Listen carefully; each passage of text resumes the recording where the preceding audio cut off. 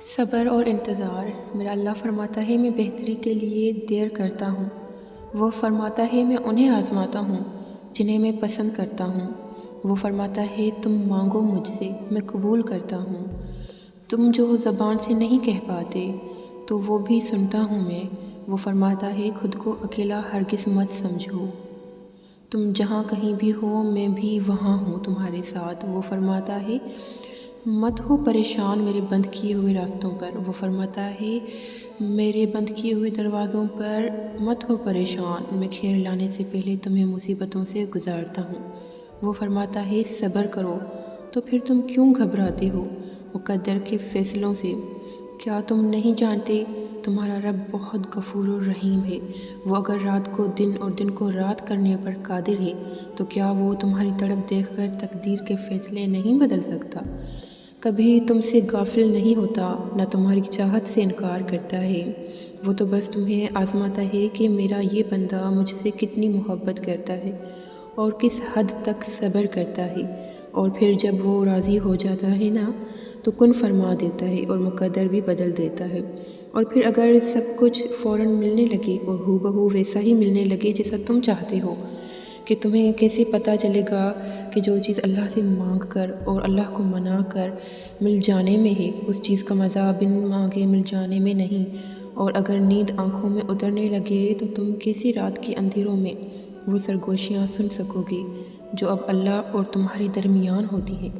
تمہاری دعائیں سن لی گئی ہیں، مگر یہ وقت آزمائش ہے۔ وہ یہ دیکھتا ہے کہ تم کتنا انتظار اور کتنا صبر کرتے ہو۔ اللہ نے تمہاری چاہ سے انکار نہیں کیا ہے۔ اگر تم دعا میں بار بار ایک چیز کو مانگ رہے ہو تو یاد رکھو اگر اللہ نہ چاہتا تو تم وہ دعا مانگ بھی نہ سکتے۔ اس لیے اللہ نے تمہیں موقع دیا ہے، اللہ کو منا لو اور اپنی تقدیر کو سنوار لو۔ کبھی کبھی کچھ چیزیں ہمیں بن مانگے ہی مل جاتی ہیں اور ہم بس یہ خیال کرتے ہیں کہ ارے میں نے تو بس اس کے بارے میں سوچا تھا اور یہ مجھے مل گئی۔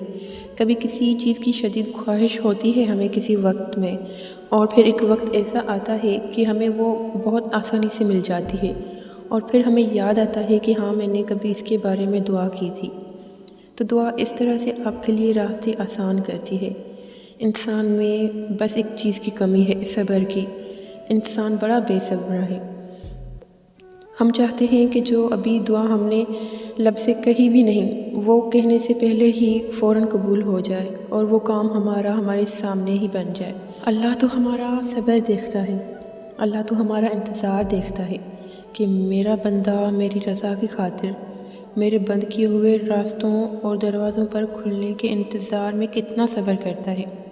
جب اس کو ہر چیز ناممکن دکھائی دے رہی ہو، ہر طرف اندھیرا ہی دکھائی دے رہا ہو، کہیں کسی طرف کوئی راستہ کوئی منزل نظر نہ آ رہی ہو، لیکن پھر بھی جب تم اللہ پر بھروسہ رکھتے ہو کہ میرا اللہ مجھے نا امید نہیں لوٹائے گا، اللہ میرے لیے بہترین راستہ نکالے گا، تو اللہ فرماتا ہے کہ میں اپنے بندے کے گمان کے ساتھ ہوں۔